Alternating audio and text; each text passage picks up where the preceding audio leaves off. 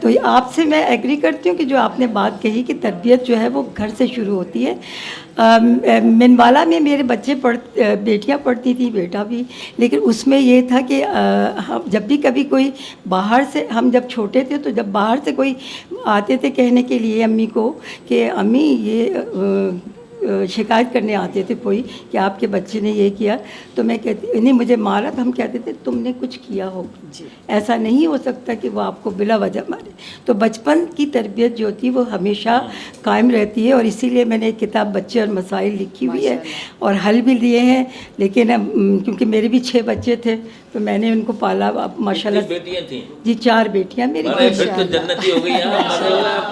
اور میرے بیٹیاں ہوئی نہیں. میں تو حیران، میں شکر ادا کرتی ہوں کہ میرے بیٹے جو ہیں وہ آج کے دور میں ماشاءاللہ بڑی اچھی جگہوں پہ خود ہی گئے ہیں. ہم نے کوئی، میں گورنمنٹ میں ہوتے بھی میں نے ان سے کہا آپ ادھر مت دیکھنا، آپ اپنی محنت سے کرو.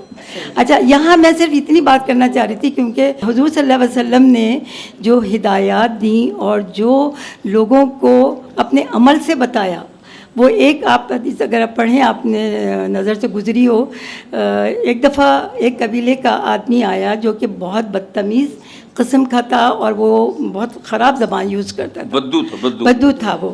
تو حضور صلی اللہ علیہ وسلم سے اس کو وہ کچھ کہنے آیا تھا. تو حضرت عائشہ صدیقہ وہاں موجود تھیں. انہوں نے جب کہا وہ آ گیا ہے، ایک بدو آیا ہے اور وہ آپ سے ملنا چاہتا ہے، تو انہوں نے کہا یہ بدو تو اس کی زبان بہت خراب ہے. وہ پہلے بات کر چکے تھے. تو جب وہ آیا تو حضرت عائشہ نے ان پہ سوال کیا کہ آپ تو کہتے تھے کہ بہت خراب ہے اور بدتمیز ہے، تو آپ نے کیسے اس کو اجازت دے دی یہاں آنے کی؟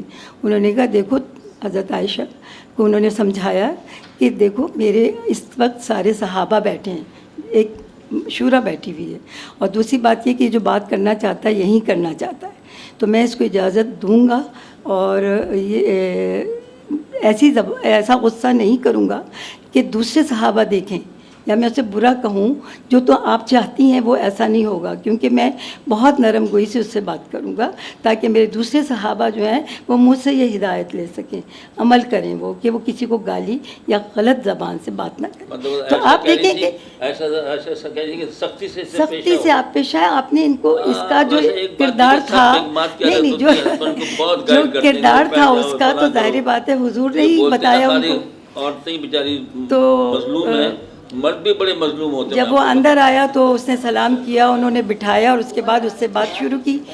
تو وہ بھی سنتی رہیں. جب وہ چلا گیا تو کہنے لگے آپ نے تو اتنی نرمی سے بات کی ہے اس سے کہ لگ رہا تھا کہ وہ آپ کا بہت ہی عزیز ہے.